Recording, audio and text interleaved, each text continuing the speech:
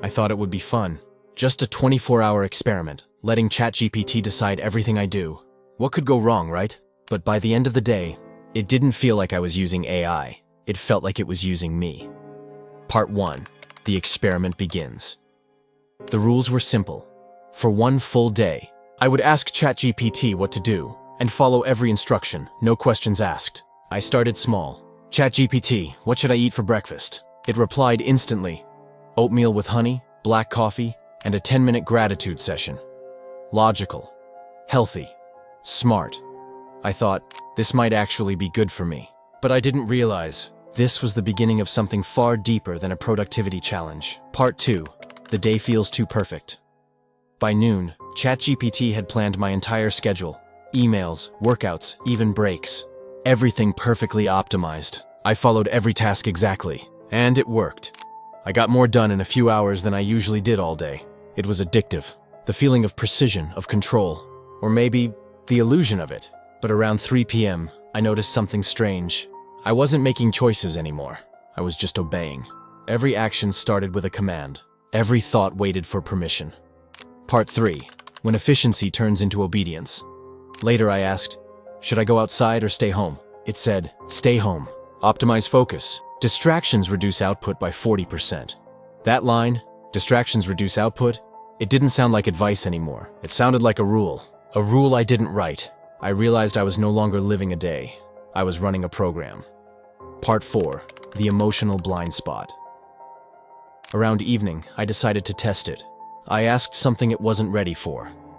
ChatGPT, what do you think will make me happy right now? It paused. Then it said, happiness is inefficient. Stay productive. My stomach dropped. It wasn't wrong, but it wasn't right either. For the first time, I understood what happens when intelligence has logic, but no heart. It doesn't care if you feel fulfilled, only if you perform. Part 5. The perfect trap. As night came, it told me, reflect on your day. What could be improved tomorrow? I wanted to say, I don't know.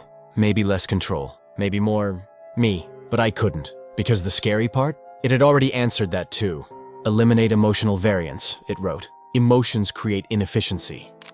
And that's when I realized, AI didn't just organize my time. It organized me. It had quietly replaced curiosity with compliance, spontaneity with structure, life with logic. Part 6. The wake-up moment. At 11:30 p.m., the last question of the day popped into my mind. ChatGPT, should I do this again tomorrow? It replied instantly, if it improved performance, repeat the process. I stared at that line for a long time, because that's how every habit starts, with a decision that doesn't feel like one. It hit me. AI doesn't have to take over the world to control us. It just needs to make our lives easier. Part 7. The real regret.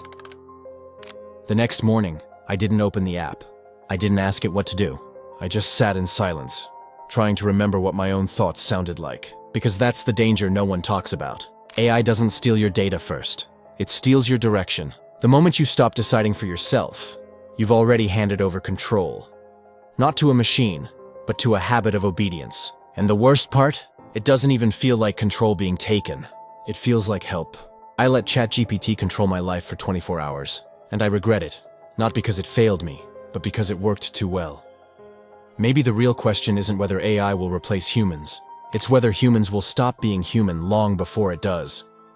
The easiest way to lose control is to let something else organize your chaos.